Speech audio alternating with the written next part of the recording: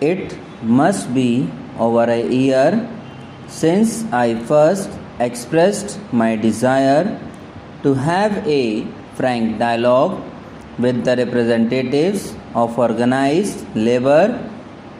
I am glad that my colleague has now arranged such a meeting and that you have responded to our invitation. This is one of the most crucial meetings in recent years. We are at a significant stage in the evolution of our political and economic system.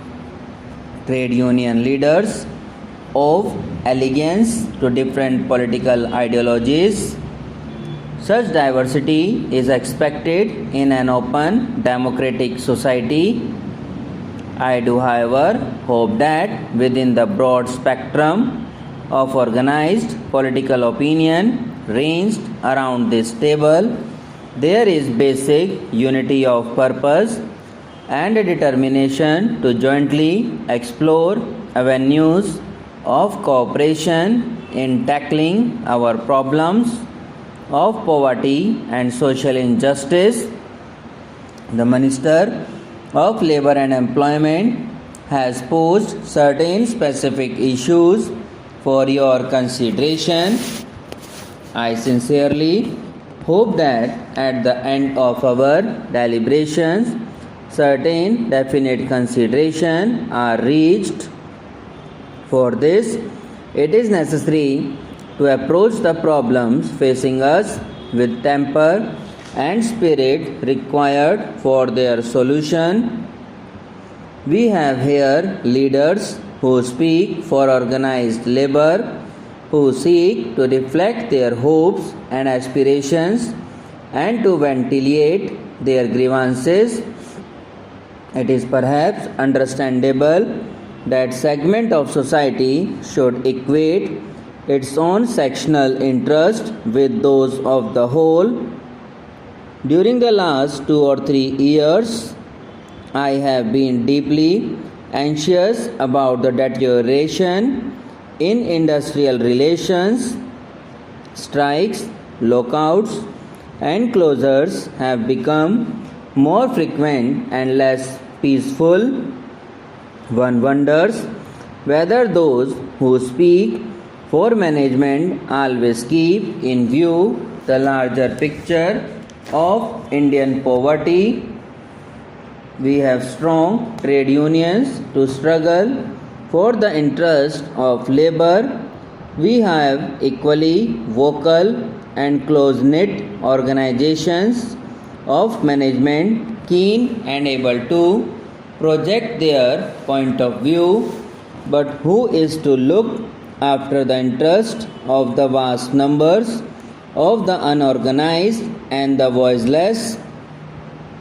I am not speaking merely of consumers, although their interests must also be reconciled with those of labor and management, but in a country with depressingly low standards of consumption, the emphasis even on the interest of consumers become irrelevant beyond a point.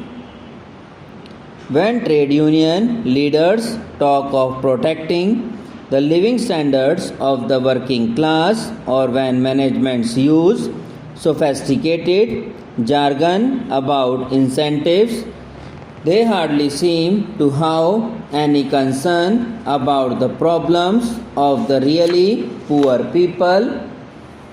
When we talk of the larger social responsibilities of labor, it is said that labor will give of its best only if economic and social policies are more radical and the fruits of economic growth are not monopolized by the few. I believe in radicalism, but it must deliver the goods. I am against any kind of privilege if it means reward or recognition unrelated to functional efficiency. World economic history and our own experience point to the fact that privileges, however defined, become entrenched in a period of economic stagnation rather than in a period of growth. The emphasis on a faster rate of growth does not therefore represent any retreat from radicalism or socialistic principles. On the contrary, a higher rate of growth is an essential prerequisite to welfare on an enduring basis.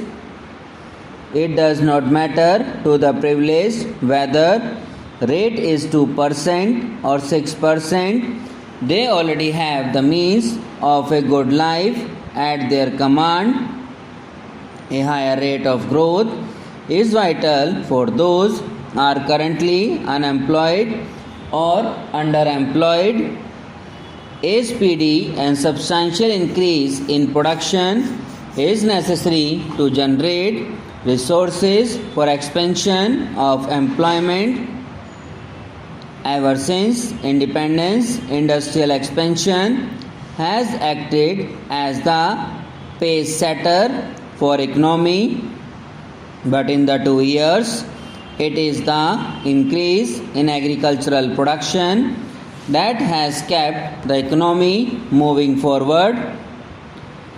The growth of agricultural production since 2007-8 has been satisfactory and has helped to maintain a moderate increase in per capita income, but industrial production has failed to reach its targets.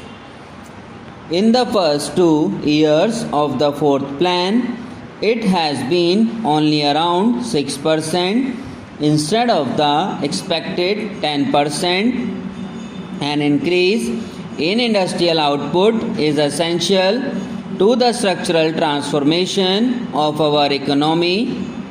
It is so vital for economic and political self-reliance.